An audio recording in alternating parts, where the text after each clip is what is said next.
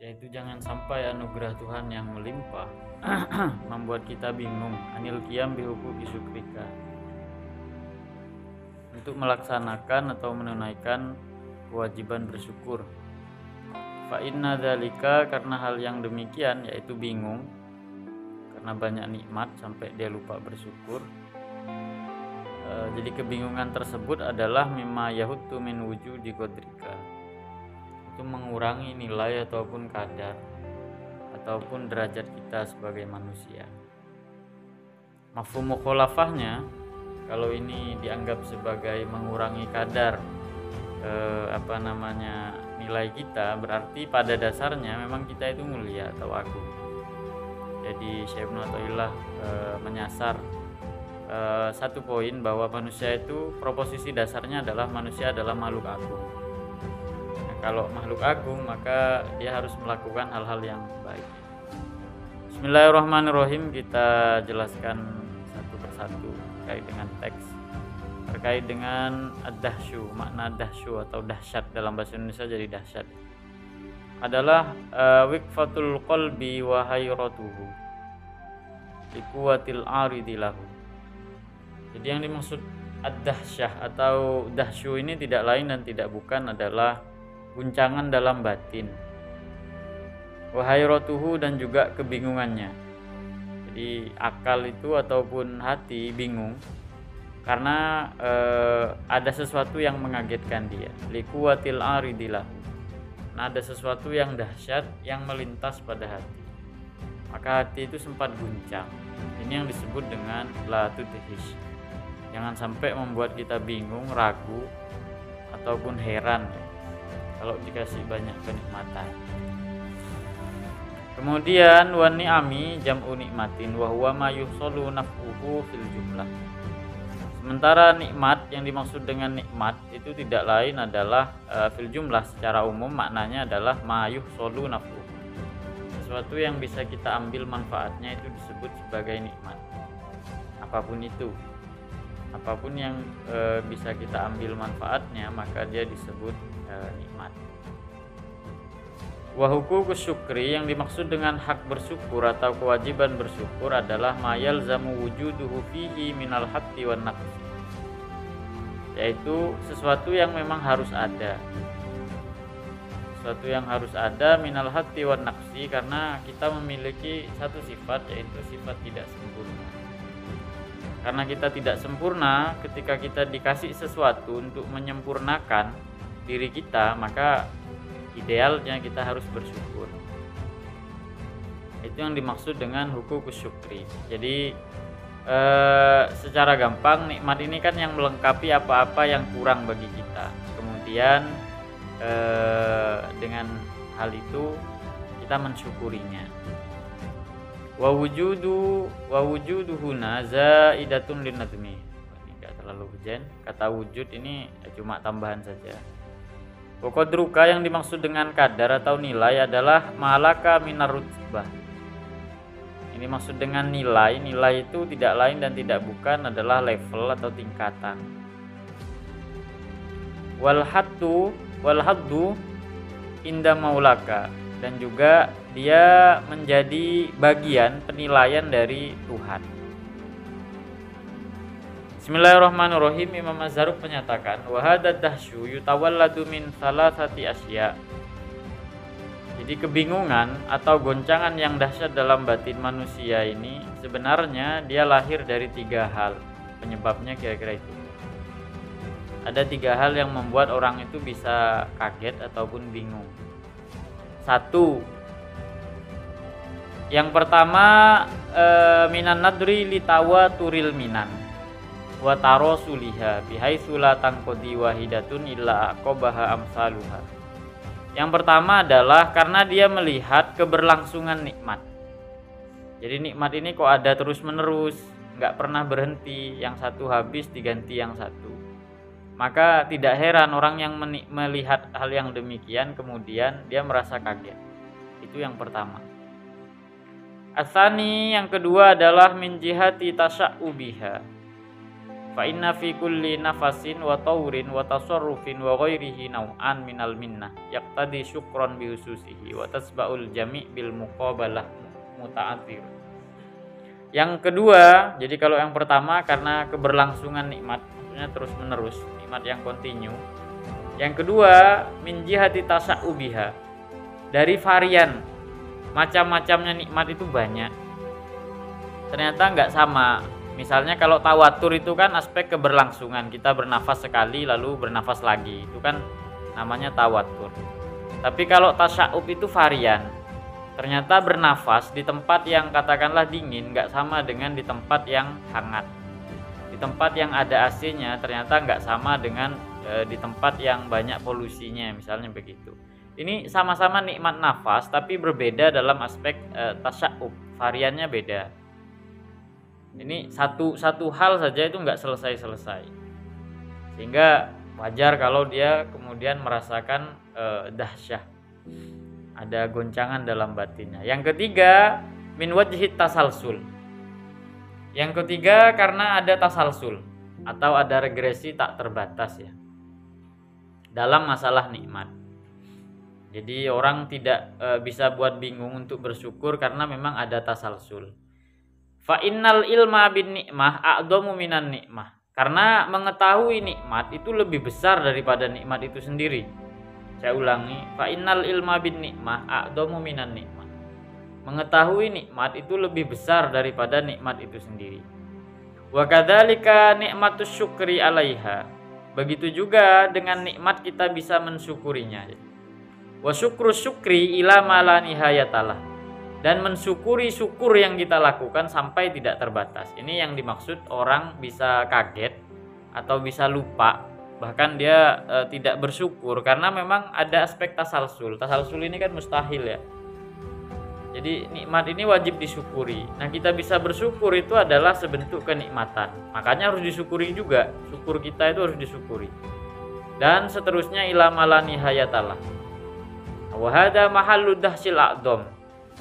Dikatakan oleh Imam Az-Zarruq bahwa ini adalah dahsyat yang atau dahsyatul qalbi tadi yang paling luar biasa. Ini penyebab seseorang itu bisa lupa, bisa lalai atau bingung, lebih tepatnya bingung ya. Walakin la yutasawwaru hadad dahsyu illa liman ta'allaqa bi thalathin. Tetapi rasa bingung tadi itu tidak akan datang kecuali kepada orang yang dia punya 3 penyakit. Ada 3 penyakit yang membuat bukan 3 penyakit ya, 3 faktor. 3 faktor yang membuat orang mengalami dahsyatul qalbi tadi. Yang pertama adalah orang yang iradatu muqabalati karamil haqqi wa ifdolihi bi af'ali nafsihi. Wa hadza la yasluhu abadan. Yang pertama ada orang yang ingin menyamai kedermawanan Tuhan dan pemberian Tuhan bi af'ali nafsihi, dengan perilakunya atau amalnya. Jadi ada orang yang ingin menyaingi kebaikan Tuhan. Jadi kalau Tuhan ngasih 1, dia mau balas begitu, mau membayar itu. Nah, wa hadza la yasluhu abadan. Ini enggak akan bisa dia capai sebenarnya. Makanya ketika sesuatu yang tidak dicapai, dia pun nanti kecewa. Setelah kecewa, dia akhirnya lupa untuk bersyukur. Atsani, adapun yang kedua, liman yara anna syukra rasmun aqliyun wa huwa madhhabul mu'tazilah wa hadza batilun li fasadil muqabalah wa adamul luzum fil asli. Yang kedua, ada orang yang menganggap syukur itu adalah rasmun akliyun. Rasmun akliyun ini maknanya adalah kewajiban menurut akal, wajib akli. Ini adalah madhab Mu'tazilah, karena nanti ada perbedaan antara Asy'ariyah dengan Mu'tazilah. Asy'ariyah mengatakan bersyukur itu wajib oleh syar'i, bukan oleh akal. Sementara kalangan Mu'tazilah menyatakan bersyukur itu wajib akli. Dan sampai di sini jelas kesalahan madhab Mu'tazilah. Wa hadza batilun li fasadil muqabalah. Ya karena bisa kita ketahui bahwa nggak setiap orang yang dikasih nikmat itu bisa bersyukur kok. Itu bukti bahwa mensyukuri nikmat itu bukan wajib akli. Itu alasan yang pertama. Alasan yang kedua, la faidata lisyar'i nanti. Kalau syukur ini adalah wajib akli, maka syariat itu nggak ada gunanya. Ngapain syariat mewajibkan sesuatu yang wajib akli, yang pasti dilakukan, maksudnya pasti terjadi. Nah, dengan demikian dianggap bahwa kalangan Mu'tazilah dalam hal usul, dalam persoalan usul fikih ini, bukan usuluddin, dalam persoalan usulnya keliru mereka memaknai syukur itu sebagai rosmun akliyun, sebagai ketentuan akal dan tidak butuh syariat nanti. Ini menurut Mu'tazilah. Karena kalau menurut Asy'ariyah, orang yang tidak mensyukuri nikmat Allah Ta'ala, seandainya tidak ada berita kenabian atau wahyu yang mengatakan wajib bersyukur kepada Tuhan, maka dia tidak berdosa. Begitu. Itu menunjukkan bahwa wajib yang kita percaya dalam agama itu memang wajib yang ditentukan oleh Tuhan, yang kemarin kita istilahkan dengan ijab, bukan wajib tapi ijab. Dalam usul fikih kan begitu, yang gabung dengan usuluddin bukan wajib yang betul tapi ijab. Kalau wajib itu sesuatu yang harus pada bendanya, kalau ijab sesuatu yang diwajibkan. Begitu. Jadi kalau contohnya sholat ini wajib. Wajib itu maksudnya gimana? Sholat itulah yang mengharuskan kita melakukannya. Tapi kalau ijab tidak, sholat itu tidak wajib, tapi Allah mewajibkan bagi kita. Begitu. Jadi ada aspek Tuhan. Nah, dan diberlakukan dalam semua terma-terma dalam ilmu syariat, kira-kira seperti itu. Ijab atau mandub, ibahah dan lain sebagainya. Maka ini salah satu perbedaan yang signifikan antara kalangan Mu'tazilah dalam persoalan fikih ya, dengan ulama ahlu sunnah, lebih-lebih Asy'ariyah. Jadi alasan yang kedua, kenapa seseorang itu kemudian bisa merasa dahsyah sampai dia tidak bersyukur, karena menganggap asyukro adalah rosmun akliyun. Nah ini pandangan yang kurang tepat. Dan yang terakhir, yang ketiga, asalits liman yaro li nafsihi nisbatan fil minnah wa hada naqsun dhahirun. Jadi orang yang melihat dirinya itu layak untuk mendapatkan kenikmatan. Makanya kalau dia dapat nikmat yang sangat banyak, padahal dia nganggap dia nggak pantas dapat itu, maka dia nanti akan kebingungan, bahkan lupa untuk bersyukur. Saya ini nggak ngapa-ngapain misalnya, kok dikasih kenikmatan yang kayak begini? Jangan-jangan Tuhan salah nulis takdir, sampai dia lupa mensyukurinya. Padahal itu semua kan jais dan diperintahkan untuk bersyukur. Ya sudah, syukur saja, harusnya kan begitu. Jadi bukan menunggu kelayakan, melihat ya roli nafsihi nisbatan, bukan itu. Ini 3 hal atau 3 faktor yang membuat orang itu bisa mengalami dahsyah. Dahsyah di sini jangan dimaknai murni negatif ya, karena memang ada 2. Jadi ada dahsyatul qalbi itu yang maknanya negatif, seperti yang ada di hikmah sekarang, di mana orang itu lupa untuk menunaikan syukur gara-gara dia merasa mustahil kita bersyukur. Seperti tadi melihat bersyukur itu kan butuh disyukuri lagi dan seterusnya. Karena tasalsul itu mustahil, maka kita nggak bisa bersyukur. Ini adalah pandangan yang salah. Jadi dahsyatul qalbinya keliru. Dahsyatul qalbinya tidak tepat. Dia menganggap ini sesuatu yang menakjubkan sampai-sampai dia melupakan kewajiban. Nah, yang tepat adalah tetap ada dahsyatul qalbi. Kita menganggap bahwa nggak mungkin kita bisa bersyukur kepada Allah Ta'ala secara maksimal, maksudnya nanti bisa setara ya dengan pemberian Tuhan. Tetapi tetap kita melakukan atau melaksanakan apa yang diperintahkan Allah. Satu hari Nabi Musa alaihissalam, Nabi Musa ini dapat wahyu. Wahyunya cuma satu. Wahai Musa, kamu bersyukur saja. Lalu Nabi Musa mengatakan kalau cuma disuruh bersyukur gampang, kata beliau. Akhirnya beliau pergi ke pasar, lalu beliau mulai mikir tentang semua hal. Ternyata hampir semuanya itu harus disyukuri, mulai dari nafas, kemudian bertemu dengan seseorang atau tidak diberikan hal-hal yang negatif misalnya, semua harus disyukuri. Sampai ketika dihitung, kemudian Nabi Musa itu nggak sanggup. Akhirnya Nabi Musa mengeluh atau mengadu kepada Tuhan, ya Allah, gimana saya mau bersyukur ini? Maka pesan Allah Ta'ala yang paling singkat adalah intasur faskur katanya. Intasur, kalau kamu sedang merasakan suatu kenikmatan, maka faskur, bersyukurlah. Jadi Tuhan tidak mengatakan syukuri semuanya satu persatu, nanti bingung sendiri.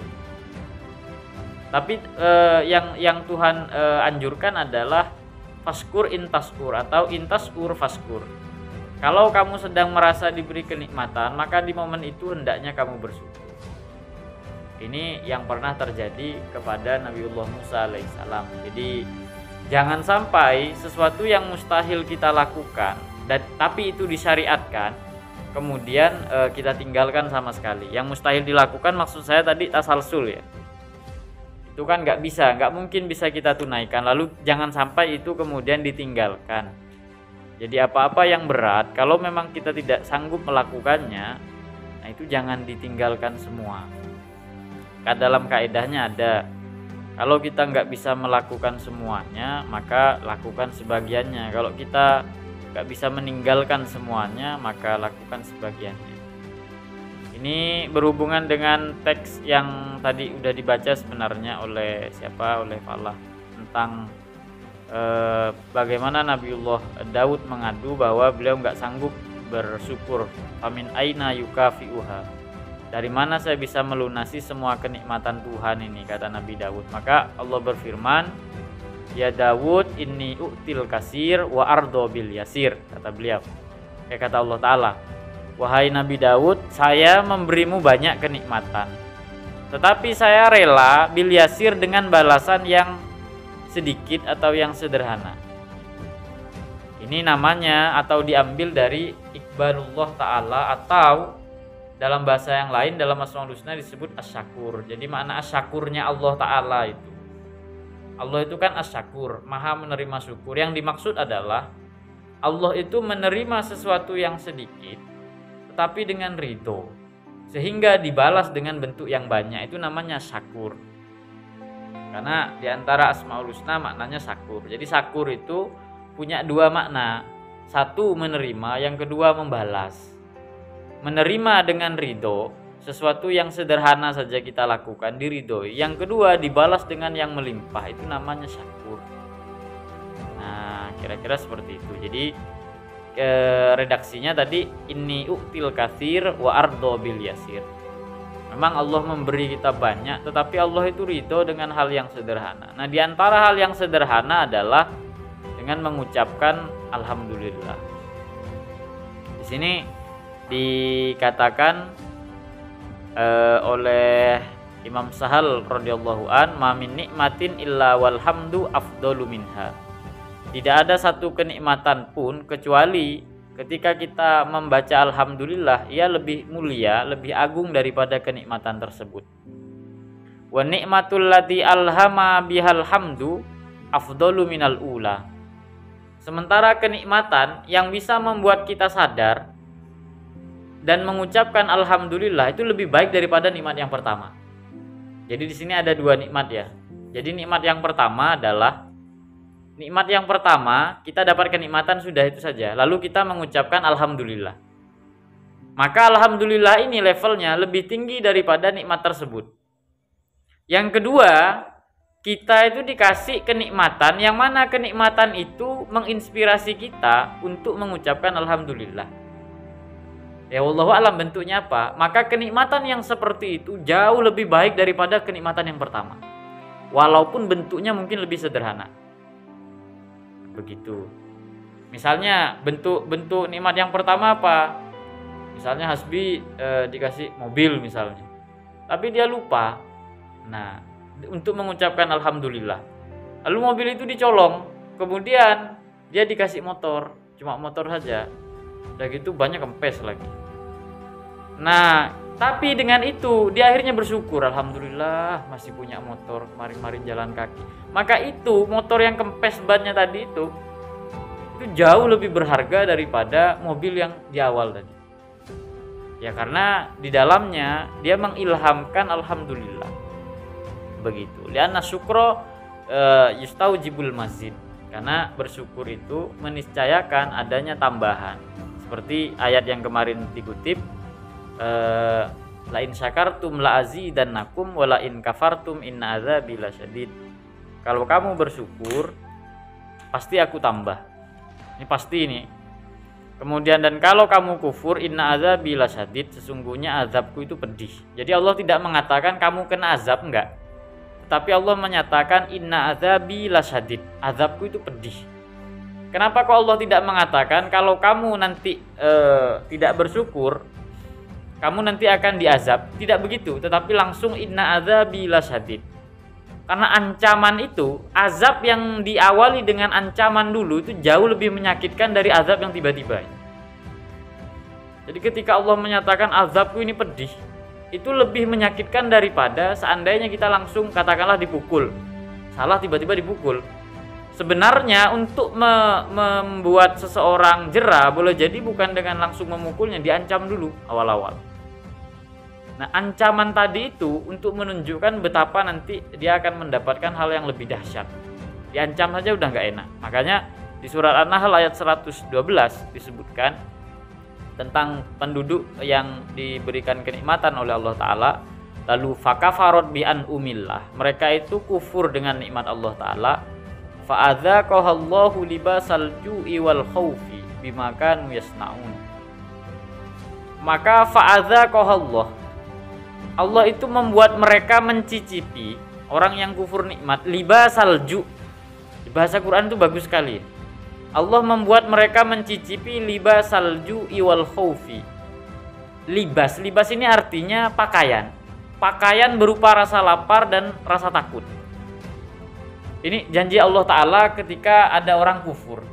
Ketika ada orang kufur nikmat maksudnya, pasti Allah akan membuat dia merasakan libas salju. Yang dimaksud libas salju itu apa? Para ulama menyatakan, diantaranya Imam Al-Ghazali. Ya karena memang bulan ini haulnya beliau ya. Libas salju, yang dimaksud libas salju ini untuk menunjukkan bahwa rasa lapar ini artinya kurang ya. Orang kalau udah kufur nikmat, pasti dia merasa kurang apapun itu. Dalam hal apapun. Misalnya HP-nya kurang canggih, maka seakan-akan tangannya lapar, pengen ganti HP. Kemudian fasilitasnya kurang lengkap misalnya, maka dia akan terus mengeluh. Ini ancaman bagi orang-orang yang ditimpakan oleh Allah Ta'ala libas salju tadi. Jadi nggak ada yang cukup bagi dia. Makanya Al-Quran menggunakan redaksi libas. Libas itu artinya semua tubuhnya itu lapar dalam hal apapun. Makan juga sama, minum juga sama, dan lain sebagainya. Jadi nggak pernah merasa cukup dia. Ini yang disebut dengan libas salju. Yang pertama ini pasti dia selalu merasa kurang. Yang kedua adalah khauf. Dia khawatir, dia sudah punya, tetapi dia takut begitu loh. Ini ancaman kepada orang-orang yang tidak bersyukur dengan nikmatnya Allah Ta'ala. Ngeri sekali. Yang pertama diancam selalu merasa kurang, yang kedua khawatir. Khawatir itu artinya penuh ini ya, penuh curiga, penuh apa dan seterusnya. Itu yang dimaksud dengan khauf. Dia takut kalau cuma segini ini nggak cukup ini. Nah, ada aspek-aspek seperti itu. Jadi ini kabar buruk ya untuk orang-orang yang kufur. Tapi kabar baiknya adalah la in syakartum la azidannakum. Dan kabar yang lebih baik adalah seperti yang disebut tadi oleh Sayyidina Umar bin Abdul Aziz. Kata beliau, lam yan'amillah ala abdin nikmatan fahamidallaha alaihi illa kana hamduhu afdol min nikmatihi. Allah tidak memberikan kenikmatan kepada seorang hamba lalu kemudian dia bersyukur atau mengucapkan alhamdulillah, illa kana, kecuali hamduhu, pujiannya kepada Allah itu afdol min nikmatihi. Ini bagi Allah Ta'ala.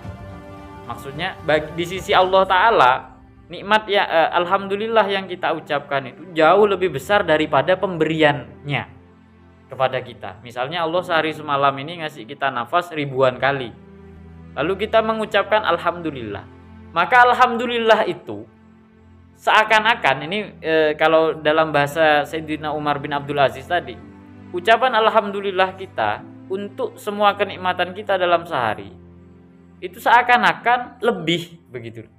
Kalau dibayar alhamdulillah kita itu loh sebenarnya masih perlu dibalas begitu. Makanya ini alasan kenapa ada sir la in syakartum la azidannakum. Kenapa orang yang bersyukur pasti ditambahkan kenikmatan, alasannya itu. Karena alhamdulillah yang kita bayar ke Allah Ta'ala itu lebih dari sekedar nikmatnya. Makanya kemudian karena lebih Allah kasih lagi nikmat begitu. Ini alasan kenapa la in syakartum lazidannakum. Walhasil bukan alhamdulillah kita ini yang hebat, bukan, tetapi penerimaan Allah kepada alhamdulillah kita yang hebat. Penerimaannya sama Allah itu dianggap lebih ini. Dikasih nikmat banyak lalu kita bayar dengan satu alhamdulillah, sama Allah Ta'ala itu dianggap lebih. Lalu akhirnya dikasih nikmat lagi. Ini sisi-sisi atau nilai-nilai yang baik ya. Terakhir barangkali saya berpesan ke teman-teman, ini adalah satu hikmah ya. Hikmah ini maksud saya begini, Syekh Ibnu Athaillah itu ketika beliau berbicara atau beliau menyampaikan sesuatu pada hikmahnya, tinggal pertanyaannya adalah apakah kita yang kemudian mau menerima atau tidak. Sebenarnya persoalannya itu aja. Kalau kita merasa bahwa hikmah ini untuk kita, ya nanti kita akan cari relevansinya, kemudian penjelasannya dan lain sebagainya. Ya karena hikmah ini untuk kita begitu. Sehingga sangat mungkin kita mendapatkan apa-apa yang disampaikan oleh Syekh Ibnu Athaillah. Sebaliknya, kalau kita menganggap hikmah ini hanya untuk kajian, forum saja, ya sudah selesai di diskusi. Maka kan nggak ada asarnya sama sekali. Nah ini kenapa saya sampaikan ini, karena ini adalah sesuatu yang baik, sesuatu yang bagus. Apa yang bagus yang saya maksud? Allah itu sudah memuliakan kita. Di antara cara Allah memuliakan tadi yang dibaca oleh Heri itu diantaranya adalah Allah menerima apa yang kita kasih itu dengan penerimaan yang luar biasa. Artinya Allah sedang memuliakan kita. Nah kenapa kemudian kita harus dibingungkan oleh hal-hal atau nikmat-nikmat yang banyak yang nanti membuat kita itu lalai. Jadi hikmah ini adalah kabar baik, bahwa siapapun yang mendengarkannya dan dia merasa bahwa hikmah ini untuk dia, ada kabar gembira. Nah, cuma dikasih pesan bahwa jangan sampai kabar gembira itu melalaikanmu dari syukur. Ini untuk apapun, ya untuk teman-teman atau siapapun semuanya. Oke, mungkin itu bacaan hikmah terakhir dari saya. Wallahu a'lam bishawab.